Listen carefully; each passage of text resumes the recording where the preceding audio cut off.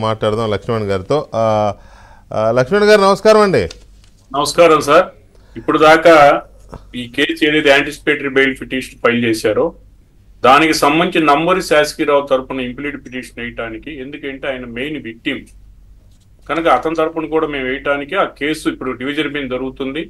Next division bench అయిపోయిన తర్వాత ఈ కేసుని మళ్ళీ ప్రత్యేకంగా వినే పరిస్థితి ఉండే కనుక దాంట్లో నేను ఇంప్లీడ్ చేయడానికి ఇందా నుంచి కూడా నేను వెయిట్ చేస్తా ఉన్నాను. ఆన్లైన్లో కూడా కోర్టుకి సంబంధించిన రిప్రజెంట్ చేయడానికి ఈ రోజు కేసు వినటానికి లేదు. మాకు సరైన ఆపర్చునిటీ ఇవ్వండి. ఆర్టికల్ 21 కింద మరి మాకు ఏదైతే రైట్స్ ఉంటాయో దాన్ని కూడా ఎక్సైజ్ చేసే పవర్స్ మాకు ఉన్నాయి కనుక నంబూరి శాసకీరావు గారు అనే అతను ఎక్కువ మెయిన్ విక్టిమ్, లైవ్ లో ఉన్నటువంటి విట్నెస్, అతను ప్రొటెక్ట్ చేసినటువంటి హీరో.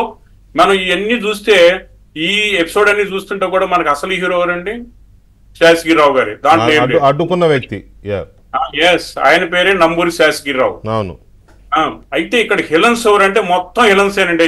ఎలక్షన్ కమిషన్ కాంచి, పోలీస్ ఆఫీసర్స్ కాంచి, పిఆర్ఓ కాడి నుంచి, తర్వాత ఆర్ఓ కాడి నుంచి, తర్వాత బిఎల్ఓ అంటే ఐఆర్ఓ ఎవరైతే కంప్లైంట్ ఇచ్చారో ప్రిసైడింగ్ ఆఫీసరు, అట్లాగే వెబ్ కాస్టింగ్ మానిటరింగ్ చేసేవారు, ఎలక్షన్ కమిషన్స్, వీళ్ళందరూ కూడా హిలన్ గా భావించాల్సి పడింది, ఇంక్లూడింగ్ అభ్యర్థి.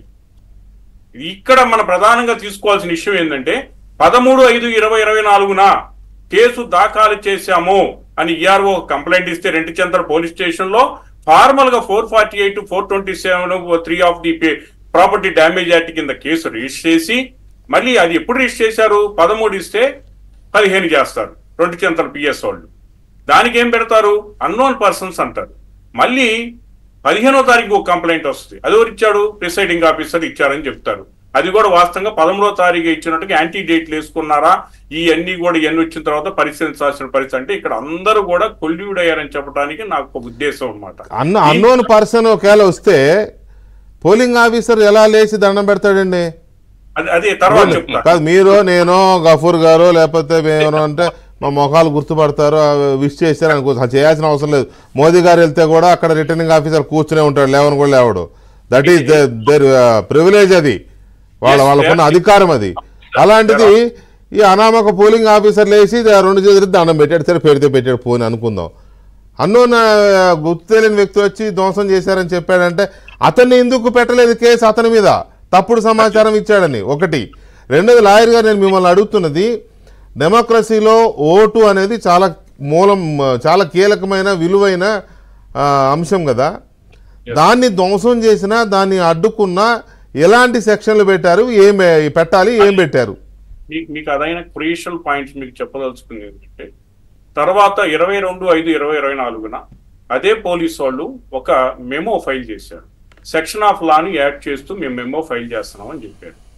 దేని బేస్ చేసుకొని? ఈ క్రైమ్ నెంబర్ 48 ఆఫ్ 2024 సబ్మిట్.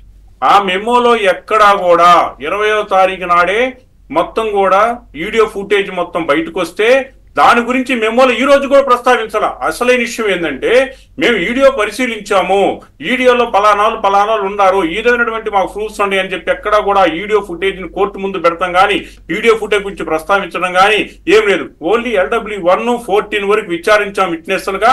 వాళ్ళని బేస్ చేసుకొని సెక్షన్ ఆఫ్ లా యాడ్ చేస్తున్నామని చెప్తే వీడియో ఫుటేజ్ ఇంతవరకు ఎందుకు కోర్టు ముందు చెప్పలేదు? అదేమనేది ప్రధాన విషయం. అంటే పోలీసు వాళ్ళు ఈ రోజు కూడా ఏం చేస్తున్నారని చెప్పేది మనం స్పష్టంగా కూడా కోర్టు ముందు చెప్పడానికి మేము సిద్ధంగా ఉన్నాం. ఈరోజు ఇప్పుడు బెయిల్ పిటిషన్ ఆర్గ్యుమెంట్ జరగబెట్టేటువంటి పరిస్థితిలో ఈ విధమైనటువంటి అంటే ఈ విధంగా వీళ్ళు చేసినటువంటి ఇక్కడ మనం ప్రధానంగా ఇందాల నుంచి మనం చర్చించుకున్న విషయం ఏంటంటే ప్రధానంగా అభ్యర్థి ఎవరైతే పోటీ చేస్తున్నారో అతనే వచ్చేసి ఏదైతే కంట్రోల్ యూనిట్స్ కానీ VVA ప్యాడ్స్ కానీ మొత్తం కూడా డ్యామేజ్ చేసేది ఏదైతే ఉందో ఆ అఫెన్సెస్ కింద ఏదైతే యాడ్ చేశారో దాంట్లో 384 యాడ్ చేయాల.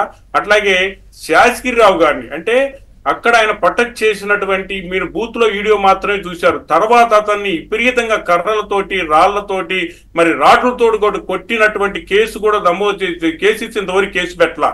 అతను ఇంజురీస్ అయితే దాని మీద కేసు పెట్టలా. మరి 307 అప్లికబుల్ అవుతుంది కదా. చిన్న కేసుల్లో కూడా ఓన్లీ బెదిరించారంటేనే 307 పెట్టి 5 సంవత్సరాలు 307 పెట్టి మొత్తం రాష్ట్రం మొత్తం ఏడిపించారు కదా, పిల్లల్ని ఏడిపించారు కదా, ఐటీ ఉద్యోగులు ఏడిపించారు కదా, మరి అట్లాగే ప్రజాస్వామ్యం కోసం పోరాడిన వాళ్ళని ఏడిపించారు కదా. అంత లైవ్ లో దొరికినటువంటి విధానాలను ఎక్కడో కూడా వీళ్ళు దాన్ని ప్రస్తావించబడటం, వీడియో ఫుటేజ్ ఇంతవరకు సీజ్ చేయకపోవడం ఎంత బాధాకరమేనండి. వీడియో ఫుటేజ్ ఎక్కడ ఉంది? వీడియో ఫుటేజ్ సీజ్ చేస్తేనే కదా మూలం మొత్తం కూడా ఇదంతా వచ్చేది. వీడియో ఫుటేజ్ గురించి ప్రస్తావిస్తేనే కదా వీడియో ఫుటేజ్ గురించి మొత్తం కోర్టులో ప్రొడ్యూస్ చేయాల్సిన అవసరం ఉంది కదా. ఈ రోజు హైకోర్టులో కూడా వీడియో ఫుటేజ్ గురించి ఎందుకు చెప్పరు? నేను అదే ప్రధాన ఇప్పుడు జరిగిన ఆర్గ్యుమెంట్ లో వీడియో ఫుటేజ్ గురించి ఎందుకు చెప్పరు?